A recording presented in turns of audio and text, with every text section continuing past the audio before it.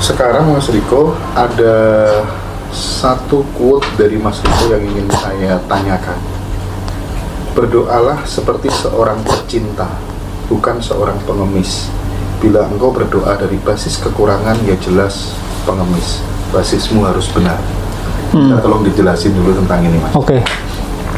Jadi biasanya kan kita berdoa dari basis kekurangan. Iya. Kita merasa kurang, terus kita dari kekurangan itu kita muncul keinginan untuk lebih. Kita merasa kurang, terus kita ingin kaya. Kita merasa sedih, terus kita ingin bahagia. Itu kan dari basis yang salah. Nah, kenapa kita kok bisa merasakan sedih, bisa merasakan kekurangan? Berarti kan ada state natural kita yang pada dasarnya adalah ketidakterbatasan. Tapi kalau kita maju ke depan, terus kita teridentifikasi dengan kekurangan, terus kita meminta, akhirnya ya seperti pengemis. Tapi kalau kita mampu mundur ke natural state kita, yaitu kedamaian, ya otomatis kita adalah pecinta. Seakan-akan seperti lautan yang mencintai ombaknya. Maka tidak diperlukan doa. Doa akan lenyap dan menjadi kehadiran sehari-hari atau being. Jadi memang basis doa itu tidak boleh karena kekurangan, gitu ya Mas ya? Iya. Iya. Tapi namanya doa pasti basisnya kekurangan. Yang diubah adalah tidak mengubah apapun. Jadi kita menyadari kekurangan itu, dialami total, dinikmati, kemudian kekurangannya lenyap. Maka di situ ada doa yang sebenarnya. Disadari, diterima, dialami total, ya. Kemudian kekurangan itu menjadi lenyap. Gitu. Lenyap. Dan ketika kekurangannya lenyap, nah yang tersisa apa? Ketika ombak, itu kan ombak kan, kekurangan itu ombak. Ombak, nah ombak ini diidentifikasi sebagai rasa yang nggak enak. Akhirnya kita menolak. Nah penolakan kita itu yang membuat ombak ini persisten. Jadi nggak bisa tenggelam ke laut. Tapi kalau kita bersedia mengalami secara total ombak kekurangan tersebut, akhirnya tenggelam ke laut. Yang tersisa ya lautan. Bisa nggak misalnya dengan kata lain, sifat-sifat kekurangan itu, ya sifat kurang dan lain sebagainya, itu bisa disebut sebagai emosi dan kita memeluk emosinya gitu. Bisa nggak dianalogikan seperti itu? Iya bisa. Jadi emosi ini kan pada dasarnya adalah energi yang bergerak. Jadi sebetulnya adalah sensasi fisikal. Pikiran itu kan terbagi menjadi 3, yaitu pendengaran berupa verbalisasi di kepala. Yang kedua adalah berupa visual, gambaran-gambaran yang muncul di kepala. Yang ketiga adalah berupa emosi, yaitu sensasi di fisik. Nah biasanya akar dari 2 yang lain adalah emosi, yaitu adalah sensasi fisik. Ketika sensasi fisik ditolak, akhirnya energinya harus keluar entah melalui visual ataupun melalui auditori, berupa verbalisasi di kepala. Oke. Nah terkait dengan doa itu sendiri, kebetulan ini relate dengan yang ditanyakan sama teman-teman. Mas lah, kalau misalnya suami saya udah 5 bulan tidak closing properti, apa yang harus dilakukan agar closingnya lancar lagi begitu?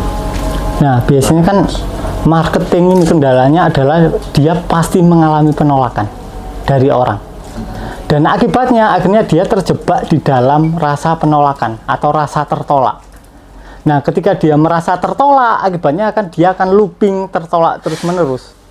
Tapi ketika dia mampu menyadari rasa tertolak ini atau rasa rendah diri atau rasa kekurangan ini, akhirnya dia akan sampai di state di mana tidak ada penolakan.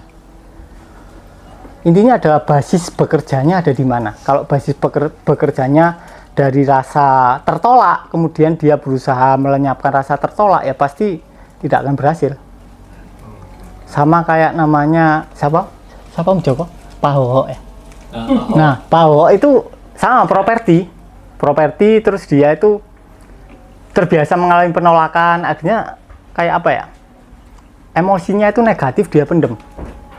Nah ketika dia pendem, akhirnya kan secara tanpa sadar keseluruhan hidupnya itu diatur oleh bawah sadarnya yang merupakan pendaman dari rasa tertolak itu. Ya akibatnya yang tercermin di luaran adalah penolakan-penolakan dari klien-kliennya. Nah, yang tak suruh ya dia cuma rebahan aja, rebahan dan sadari penolakannya. Dan tiba-tiba ya ada aja yang laku tanpa perlu ngapa-ngapain. Menyadari penolakan. Iya, rasa tertolaknya kan nggak enak kan, rasa tertolak kan. Misalnya aku nawarin Mas Hendra rumah lah, Mas Hendra ini kebetulan nggak mau. Nah di situ kan aku kan merasa tertolak kan, rasanya kan nggak enak kan, kayak sensasi menyempit atau sensasi di tenggorokan kayak tercekik. Nah biasanya karena rasanya tidak nyaman, kita nggak mau merasakan sensasi ini.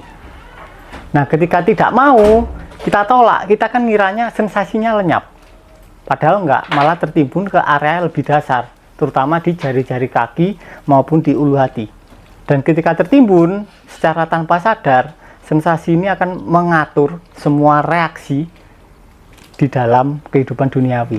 Jadi ketika kita menghadapi, Mas Hendranya udah selesai, udah nggak beli, terus kita menghadapi misal Teguh, aku nawarin Teguh, mau rumah nggak? Ya reaksiku ini udah berdasarkan dari trauma yang tertolak oleh Mas Hendra tadi. Akibatnya akan looping terus menerus, tertolak dan tertolak. Tapi kalau kita mampu menyadari sensasi fisik yang kita simpan, nah di situ kan kita akan bisa memberikan respon dan bukan reaksi berdasarkan pola-pola data masa lalu. Jadi sensasi-sensasi tidak enak di dada, di mana gitu, itu cukup dinikmati aja, dirasakan. Cukup dinikmati. Nah, garis bawahnya adalah kita perlu mengetahui label tidak enak ini tercipta di mana. Itu kan cuma verbalisasi di kepala kan. Oh, ini rasanya nggak enak. Aslinya cuma rasa biasa. Tapi karena kita terbiasa dari kecil dididik, dibagi, ada rasa yang nggak enak, ada yang rasa tidak enak, rasa yang enak ini gini, rasa yang tidak enak gini, akhirnya ya kita menolak salah satunya. Dan pasti yang tidak enak, yang kita labeli sebagai rasa tidak enak.